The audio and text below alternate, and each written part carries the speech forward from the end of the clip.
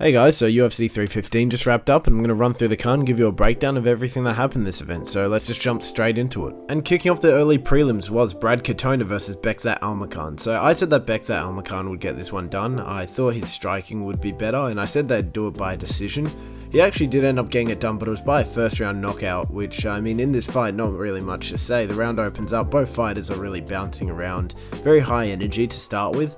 But about a minute in, Almakhan just lands this brutal uppercut on Katona. Katona doesn't really land much, but yeah, this uppercut puts Katona down, puts him out pretty badly. He follows up with a bit of ground and pound, finishes the fight. I see big things for Almakhan. I think it's very unfortunate that he got put up against Umar, who really negated any striking threat that Almakhan had. But now that we can see what he can do on the feet, oh my god, is he dangerous. So yeah, very, very good fight to kick off the card. Amazing knockout. And yeah, next up on the card we had Daniel Santos versus Jeongyeong Lee. So I said that Daniel Santos would get this one done. I said it was going to be by a round 3 knockout. He did get it done. He won this one, but it was by a decision win instead, and I think that was mainly because of the weight difference, because from the start of the fight you could see that Daniel Santos was significantly smaller than Lee. Lee looked so much bigger. It's because Santos moved up from bantamweight to featherweight to fight in this one. And you could definitely tell any weight that he did put on, it wasn't really like bulkiness, it was more just like extra weight. But yeah, he looked way smaller, and in the first round he was suffering for that. Lee was tagging him up with these long rangier shots. He was sitting down a bit harder on all of his shots just because of the weight disparity. But Santos did make it competitive at points, but I think you had to score it for Lee either way. Round 2 opens up and Santos starts turning the tides of the fight by throwing in takedown attempts, and while he didn't really get all of them, the 3 that he did get this round were a convincing argument, and he did hold Lee down to the ground for most of the round. And he just looked a lot better on the feet as well before the takedowns even got thrown in. So round 2 Santos. Round 3, same as the last, Santos keeps taking Lee down. Lee doesn't really have an answer on the ground. He has some pretty bad get up game, and even his takedown defense isn't amazing. And either way, Santos took this one pretty clearly through the second and third, with Lee just letting the fight run away from him. But before that, the 1 minute knockout kind of made this fight a bit more boring, but it wasn't the worst. Yeah, next fight. And closing out the early prelims, we had Marc-Andre Barriault versus Bruno Silva. So I said that Silva would knock out Barriault in the second round. I was actually wrong. Marc-Andre Barriault got a nasty first round KO here, and I think this might be the end of Bruno Silva. He didn't look that impressive this fight. Round 1, it came out decent striking from both of them. They were both landing their shots, but very quickly Silva gets put up against the cage from Barriault, and Barriault just starts landing these elbows with a lot of conviction behind them. He was planting them square on the side of Silva's head, and one of them just drops Silva. He slumps over. It honestly looked like he died. He was showing no responsiveness. He had to get taken out of the octagon in a stretch of this fight. 1 minute knockout as well. So that's 2 in the early prelims. Very fun start to the card. But yeah, Barriault looked good here, but it was kind of hard to tell, honestly, because there wasn't much to go off of. But yeah, he got a performance of the night bonus. Fair enough. Good win for Marc-Andre Barriault. Next fight on the card. And now opening up the prelims, we have Navajo Stirling versus Ivan Erslan. So I said that Stirling would get this one done by round 3 knockout, and oh my god was I close, but he ended up taking it by a decision win. Good performance from him. Round 1, it actually looked pretty bad for Stirling in the opening seconds of the round. He was getting absolutely pinged with these powerful overhands, just big shots from Erslan very early on that cut him open and sort of caused reddening of his face. But he stayed patient. He was targeting the legs and body predominantly through this round with some really nasty kicks that were really snapping in and sort of dealing a bit of damage. But really, nothing he threw this round was equivalent to the power shots that Erslan was landing square on Stirling within the opening seconds. Stirling had his moments on the feet with some decent punches, but nothing that made a convincing argument for him this round. 1-0 Erslan. Round 2, very early in the round, Erslan starts attempting takedowns for some reason. He gets Stirling up against the cage, tries to clinch him there, but Stirling reverses it and takes Erslan down twice, pretty much back to back. And then just outside of that, Erslan looked significantly slower this round. His striking just wasn't landing as much, and Stirling actually started turning up the tempo and landing some good combinations on him that made him win this round convincingly in my opinion. So 1 apiece into the third. Erslan's just spamming the same overhand. He's looking to finish the fight, but none of it's landing. It's all whiffing. and Stirling is just landing considerably more and harder this round. Stirling also keeps targeting the body with these kicks that we saw in the first, and he mixes in takedown attempts just to look busier in general. And then with a minute left, Stirling lands a straight right that puts Erslan out like on the feet for a second. He's borderline nothing behind the eyes. Then he manages to cover up and return to the feet, but after he taunts, he gets dropped again badly before Stirling takes the back and just starts nailing this ground and pound. He does this for like the last minute, and this is some pretty mean ground and pound. Erslan survives to the bell. Honestly, you could give Stirling a 10-8 for this last round, but either way, he would have won 2 rounds to 1. He takes it by decision. Very good win for Stirling. He's not really the knockout machine that people were hyping him up to be in the first sort of fight he had. But I don't mind that. He actually showed that he has a bit more in his arsenal than one-punch power, and a very good performance from him. Next fight. Next up was Modestas Bukauskas versus Ion Cutelaba. So I said that Bukauskas will get this one done by around 2 KO. It actually went to a very, very, very close split decision where Bukauskas just edged it out, but you could really argue either case, and a lot of people are screaming robbery, so there is that. Round 1, fairly slow first round. Cutelaba is just chopping at that front leg of Bukauskas while spamming these overhands that weren't really landing, but when they were doing a decent bit of damage. Bukauskas this round was just throwing the same jab straight combo that it was landing, but wasn't doing as much damage. In fact, it wasn't really doing a lot. And then at the end of the round, Bukauskas just was landing harder. I think the round probably would go to him if I had to score it, but you could make an argument that Cutelaba won this one. Moving on, round 2, both fighters came out more scrappy this round. They just start trying to land big on their opponent within the opening seconds. And a good portion of this round was spent in a battle for cage clinching, which Cutelaba was winning. But they got separated by the ref, and Bukauskas just started taking the round back through his striking. He looked a lot better this round on the feet. But once again, a really hard round to score due to low volume. I was leaning towards Bukauskas, but honestly, really, really hard to score. Round 3, final part of the round was spent in a cage clinch before the ref separates them again, where Bukauskas just looked better on the feet in the last 2 rounds. He's landing less, but landing better. But midway through the round, he started cracking Cutelaba with these huge shots that weren't able to put him out, but had him on like wobbly feet. In the end, the judges gave it to Bukauskas by split decision, with him most reasonably winning round 1 and 3, with some weird 30-27 cards for both the fighters. I think you can make a more convincing argument that Cutelaba won 30-27 than Bukauskas, but either way, he took the fight. Pretty unimpressive fight from 2 fighters that are known to be sort of these fun, brawly strikers, but it was fine. Nothing wrong with it. Next fight on the card. And moving on from that, we had Jessica Andrade versus Jasmine Jasudavicius. So I said that Jasudavicius would take this one by a decision win. I saw her wrestling her way to victory, but not really being able to find a finish. I was actually wrong. Jasmine Jasudavicius found a first round submission, and against someone like Andrade, I think that's very, very impressive. Round 1, fairly even striking, with neither fighter really making a particularly dominant impact on the fight. Jasudavicius was actually probably landing better on the feet. She was landing these nice clean jabs to the head of Andrade, but Andrade was chopping at the legs every now and then.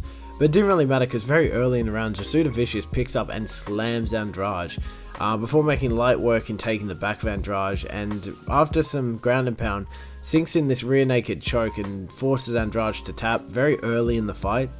Very, very good performance from Jasudavicius. I think she will be top 5 ranked sometime soon. She doesn't really look beatable by these lower ranked opponents. But yeah, she looked really good, and against someone like Andrade, I'd value this win a lot more than some of her other wins, and this was by far her best showing yet. Performance of the night bonus, I think. Very fun fight. Yeah, next fight on the card. And closing out the prelims, we had Mike Malott versus Charles Radtke. So I said that Radtke would get this one done by a second round KO. I was actually wrong. Mike Malott got a second round KO this fight, which was very impressive. I didn't really see Malott finishing the fight, but alas he did. Round 1, Radtke came out a lot less aggressive than usual. He was really just on the back foot for most of the first round, with Malott doing a really good job at keeping his distance with these body and leg kicks. That would make Charles Radtke consider engaging.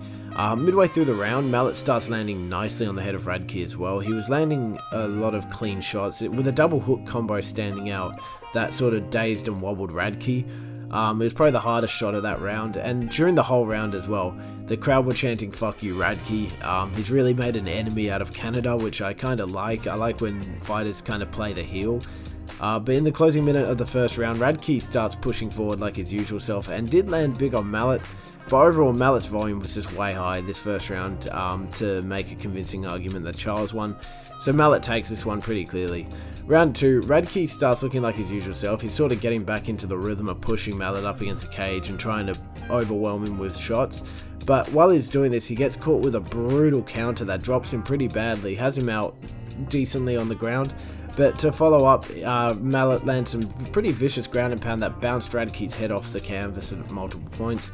Radtke was out badly cold. He couldn't even stand up near the stool. Very impressive finish from Malott in his home country, and it's good to see Malott back. I think that Neil Magny performance might have been a one-off, and I think Malott is a decent competitor at welterweight, so very excited to see what he has next in his future. Next fight on the card. And opening the main card, we have Benoit Saint-Denis versus Karl Prepolec. So I said that BSD would get this one done by around 1 KO. He actually couldn't get it done till the second, and he got it done by a submission, but he did win this fight. Round 1, BSD came out quick with the takedowns. He was trying to get them pretty quickly in the fight, and he did get them at the start with ease. And then once on the ground, he'd just get the back and switch between rear naked choke attempts and ground and pound. It got to the feet for a second in the middle of the round, but Benoit took him down again very quickly and just kept threatening this rear naked choke. Not much to say striking wise this round, but BSD just looked dominant on the ground, held Karl there for the duration and won that one convincingly.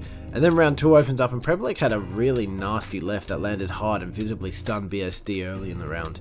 But Saint-Denis recovers, starts swarming Prepolec with flurries before getting eye poked. Which was kind of annoying. But when they return, they're fairly even when it comes to the striking. Prepolec's actually putting up his own decently and hitting BSD with shots that were visibly dazing him and sort of causing him to like drop down and try and recover, get his feet together. But BSD was doing the same, tagging Prepolec hard. The tide of the round really changes when BSD gets Prepolec up against the cage and just starts landing these brutal elbows that were putting Prepolec out on his feet if he couldn't find a solution. But he does kind of break off before BSD takes him down, very quickly sinks in an arm triangle and finishes the fight that way. Good performance from BSD, but given the context of his opponent, I really expected something bigger from him.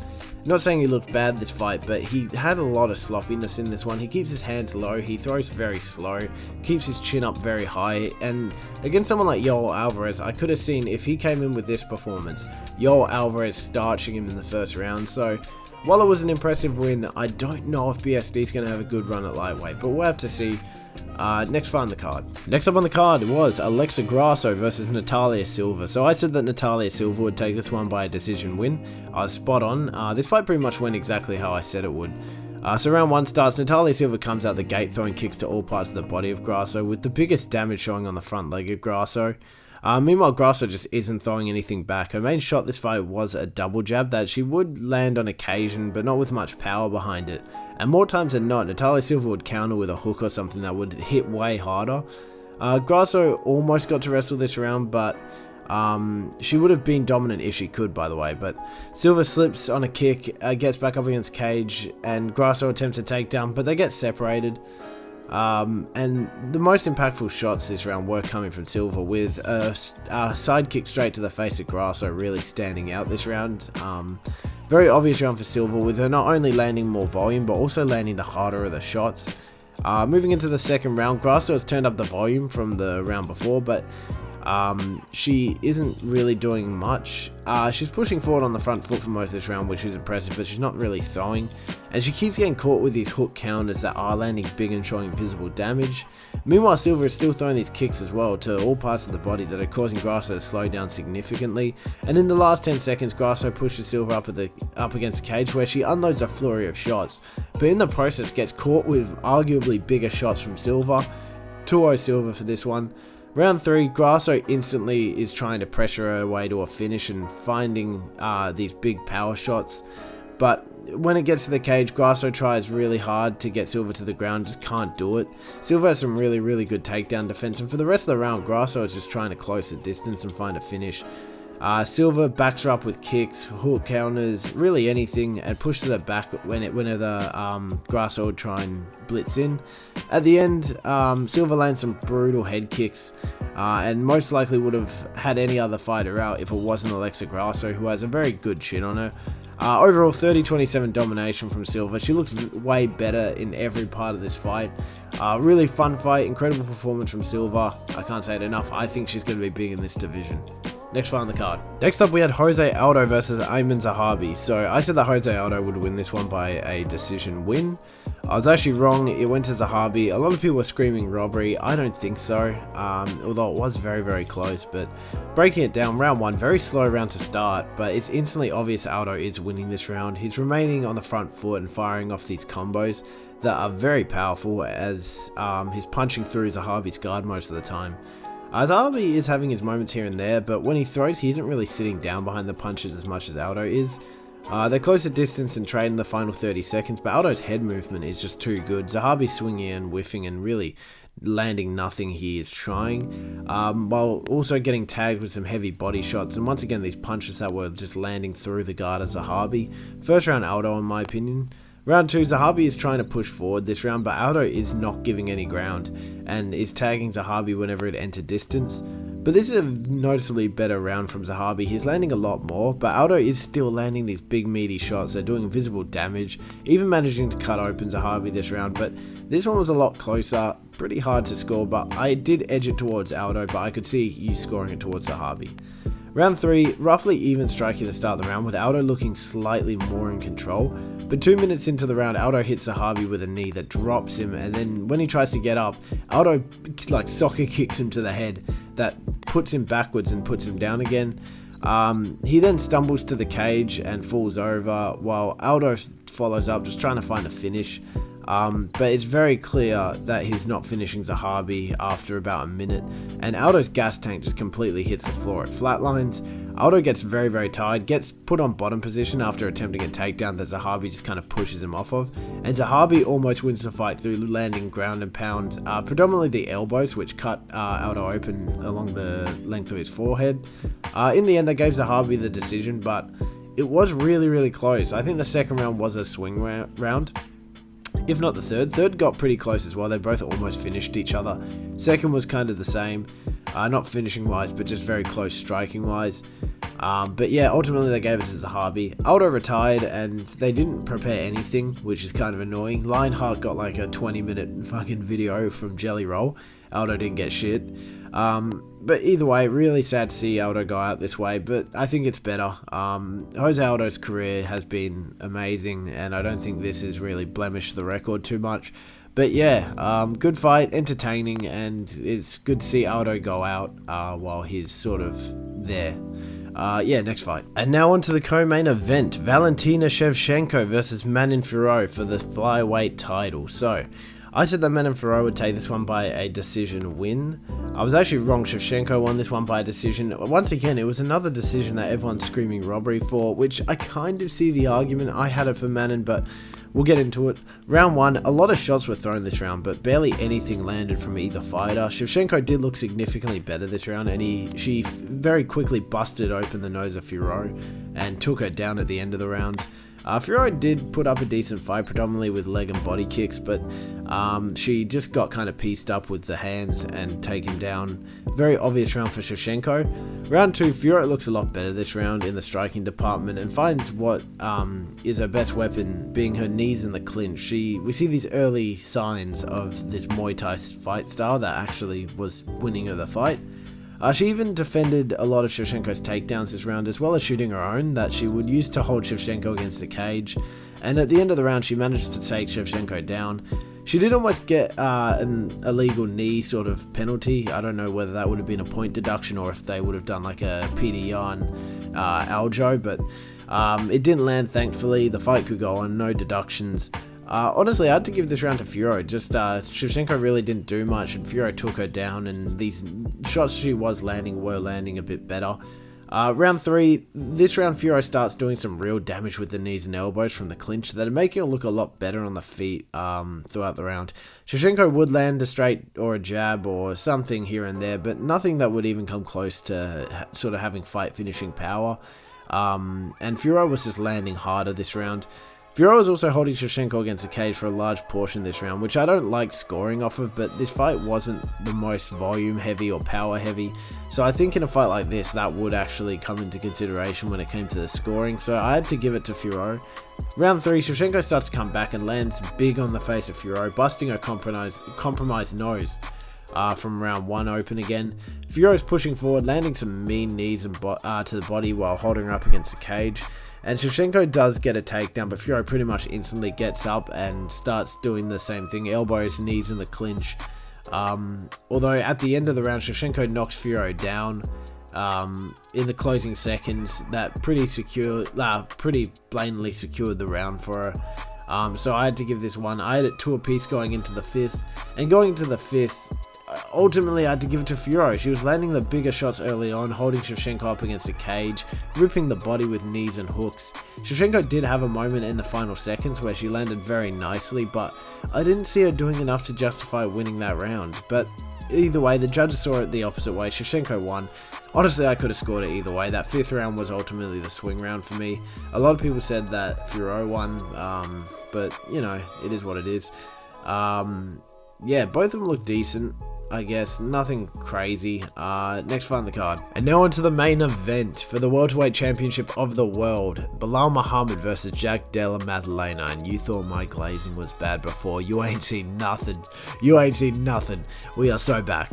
I said that Della Maddalena would get this one done by a round 4 knockout. I thought Belal was just too open, would leave himself available to get finished. And Della just chases finishes like they're life or death. Della did take this one, but he did it by a decision. He beat Belal at his own game. So yeah, I'm cheesing so hard right now.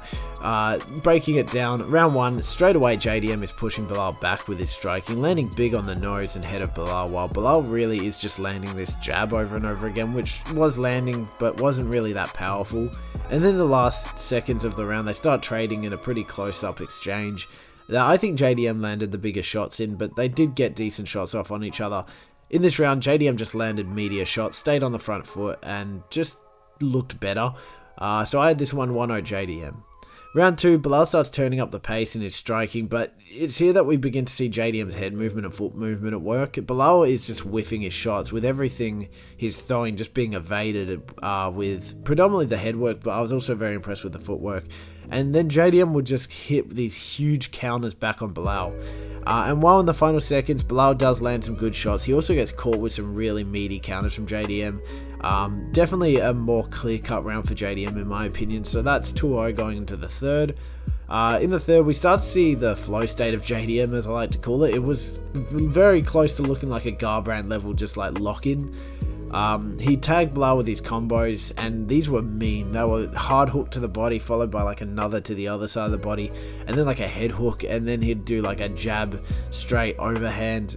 Just whatever he would throw at Belal would just bounce his head backwards, and anything that Belal tried to counter with or throw back with, JDM just wouldn't be there. His footwork, head movement, too good. Belal would land a few jabs every now and then, but for every jab he landed, JDM would just come back and just hit him with a shot that would bounce Belal's head backwards or spin his head to the left. And even when Belal would back him up against the cage, in these close exchanges, he'd catch Belal with the harder shot. So 3-0 JDM. 4th round, by far Belal's best round. He actually started to come back a bit here. He pushed JDM back for most of the round and was really letting the hands go, tagging Jack with some of the bigger shots he's thrown this fight. But even still, whenever it would get to the cage and the distance would close, Jack would also land some brutal shots back. And push Belal back so Belal couldn't out-volume him like he did with Sean Brady when it got against the cage. And in this round, we start to see the Craig Jones magic at work, with JDM defending all of Belal's takedowns perfectly. Honestly, on a second watch, this round was way closer than I remembered, but I still need to give it to Belal. He was landing big shots. He out-volumed him here. But, man, you could make an argument that JDM won, honestly. That's just glaze, to be fair.